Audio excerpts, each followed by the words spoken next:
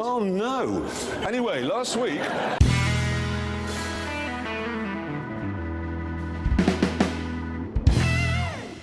Greetings and salutations everyone, this is No Code Gaming and I'd like to welcome you back to another Master Duel video. And in this video we will be going over the cards that will be restricted or banned in the upcoming ban list for Master Duel. First off, the semi and unrestricted cards. Let's start with Knight Assailant. So, Knight Assailant was previously used as Infinite Discard Fodder, however, because of its errata change to not being able to return a Knight Assailant from your GY when it is discarded, it is now back to 3. Next, we have Altergeist Multifaker going from 1 to 2. Multifaker is a central card to Altergeist, so good on Altergeist for getting one of their best cards semi-limited. Next, we have Salamangreat Gazelle going from 1 to 2. Gazelle is central to a lot of Salamangreat plays, so hats off to Salamangreat players. You keep doing you, fam. Next, Fire Formation Tenki. This is going from 3 to 2. Tenki was used as another searcher for Beast Warrior decks, so decks like Ancient Warrior and Tri-Brigade have been nerfed with this change. Not really super nerfed, but hey, going from 3 to 2 of a searcher card is always a bit of an annoyance, but nah. Next, we have Skill Drain from 3 to 2. Skill Drain, it's there to be just annoying against most combo decks, and I'm happy it got hit, but I wish it was hit more and sent to 1. Again, I understand the other side of the argument where you need Skill Drain to keep most combo decks in check on turn 2, but I really wish it was at 1. Anyways, that's it for the semi and unrestricted changes to this ban list. Let's get on to the limited. And now we have the cards being limited to 1. First, we have Fusion Destiny. Originally, this was limited to 2. It is now limited to 1. This sort of hampers DPE's ability to be splashed in a variety of decks. However, with Verte Anaconda still being at 1, Fusion Destiny will see play quite a bit on ranked. Next, we have Pot of Prosperity being set to 1. This is a hit to both Eldritch and to Flowunderies. Generally, Eldritch and Flowunderies use their extra decks as a means to get more cards from the main deck. So seeing this be set to 1 will hamper those two decks' consistency. Lastly, we have Crossout Designator being set to 1. I am somewhat in agreement with this, as Crossout Designator is one of the main ways you would protect your combo in Master Duel. So being set to 1 will hamper a few combo decks. However, this also hampers a lot of going second decks that try to break combo decks. So getting Crossout Designator set to 1 is a bit debatable. I would have been more comfortable with it being set to 2.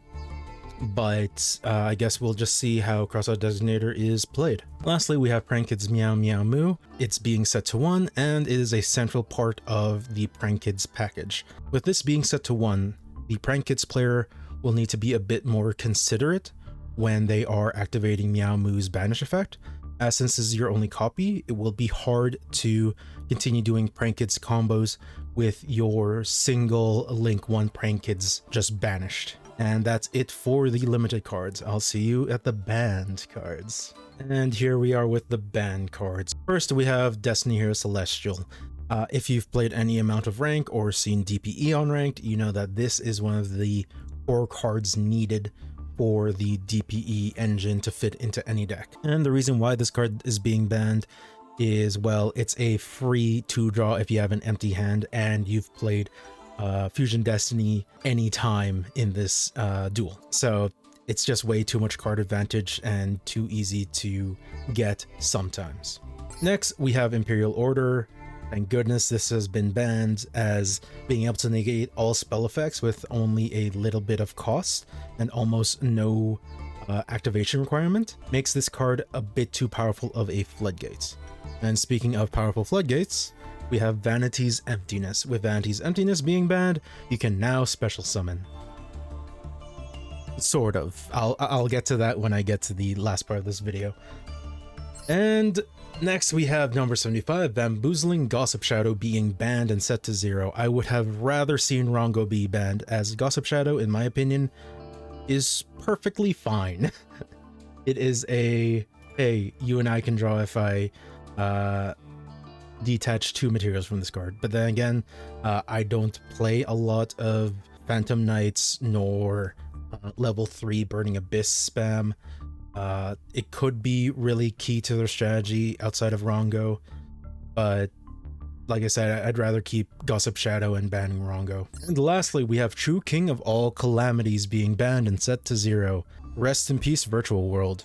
So with VFD being banned, you no longer have to worry about seeing his animation when you're fighting Virtual World. However, Virtual World is not dead, as you can actually replace True King of all calamities. And speaking of replacements, let's get on to that section of the video. And here we have the possible replacements to the banned cards. So first off, we have Destiny Hero Denier and Destiny Hero Malicious. These will replace your Dasher and your Celestial in your deck. The reason I suggest these is if your DPE gets banished or sent to the GY via non-destruction, you can use Denier's effect from the GY to special summon itself, and then Denier's effect activates, allowing you to shuffle a Destiny Hero card from your GY or banished back into the deck. That includes DPE. And if you have another way to summon DPE outside of Fusion Destiny, you can now use Denier along with a Malicious Bane on the field, Polymerization, and boom, you have another DPE on the field after your opponent wasted some sort of removal on it. Now, I don't suggest using this with decks that only splash DPE. However, if you are a Fusion-based deck, go for it. Just include 1 Denier, 2 Malicious, and your last spot of Fusion Destiny. That's 4 slots, and that will completely replace the Fusion Destiny and Celestial ban. Now, what about Floodgates? Well, Anti-Spell Fragrance is here to replace Imperial Order. Now, Anti-Spell Fragrance is not as powerful as Imperial Order, however, it will slow down your opponent enough that you might be able to find an answer to their answer. For example, if you're playing Eldritch, you can search out the counter trap on their turn when they have to set a Harpy's Feather Duster, for example. Then on their next turn, they activate Harpy's Feather Duster, but you already have the counter trap ready for that situation. So Anti-Spell Fragrance will slow down your opponent.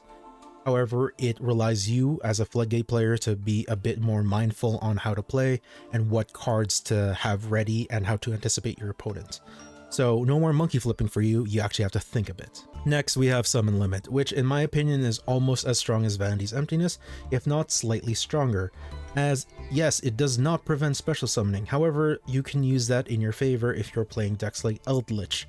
Eldritch will normally only special summon up to 2 cards per turn anyways, and most of their special summon is at spell speed 2, as a lot of their traps are considered special summons. So you can special summon twice on your opponent's turn via trap monsters, and special summon twice on your turn via Eldritch's effect.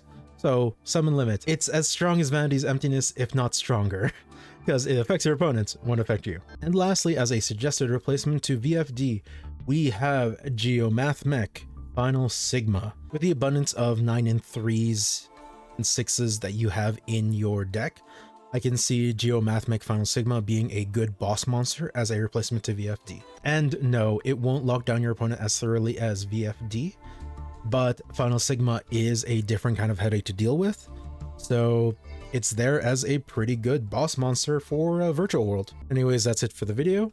Hopefully these replacements allow you to still play the cards that you want to play, and as usual, like if you like the video, subscribe if you so desire, and have a great rest of your day.